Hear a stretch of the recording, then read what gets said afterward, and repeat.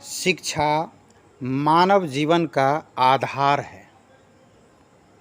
शिक्षा एक मानव को मानवता का स्वरूप प्रदान करती है।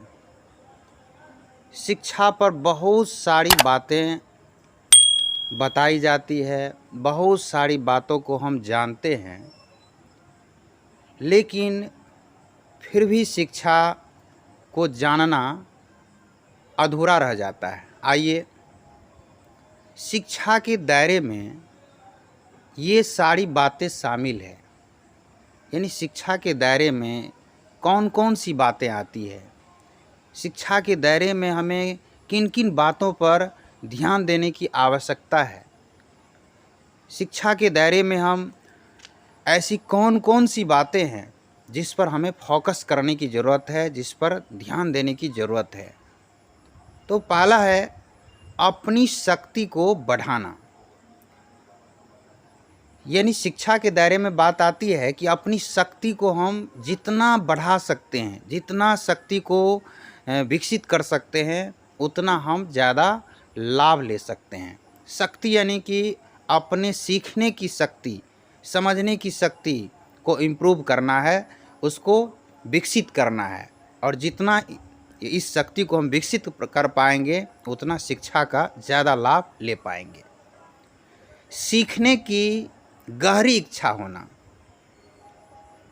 सीखने की गहरी इच्छा, यानी कि शिक्षा के दायरे में ये बात बहुत ही महत्वपूर्ण है कि जब तक हमारे भीतर सीखने की गहरी इच्छा नहीं होगी, तब तक शिक्षा हमारे ऊपर प्रभाव नहीं डाल सकती है।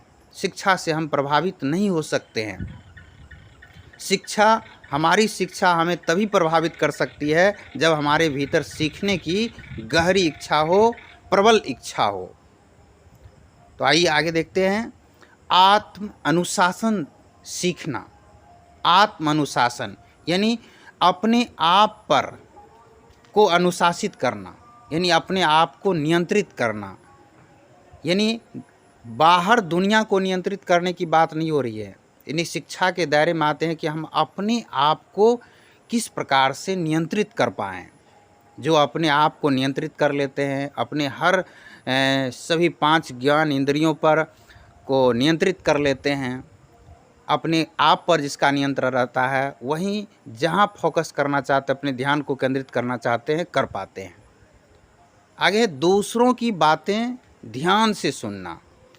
यानी जब कभी हम विद्यालय में होते हैं, अपने अध्यापक के सामने होते हैं, तो जब शिक्षक की बातों को जब हम ध्यान से सुनेंगे, तभी हम उसकी बातों को समझ सकते हैं। ये शिक्षा के दायरे में बहुत ही महत्वपूर्ण बात है, जो आज के बच्चों में कमी है कि बच्चे अपने ध्यान को अध्यापक की बातों पर केंद्रित नहीं कर पाते हैं।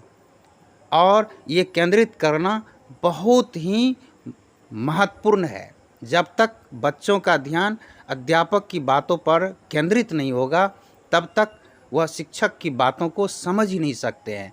फिर जो शिक्षा वो प्राप्त करना चाहते हैं, वो शिक्षा उसे मिल ही नहीं सकती है, उस शिक्षा से वो प्रभावित हो ही नहीं सकते हैं।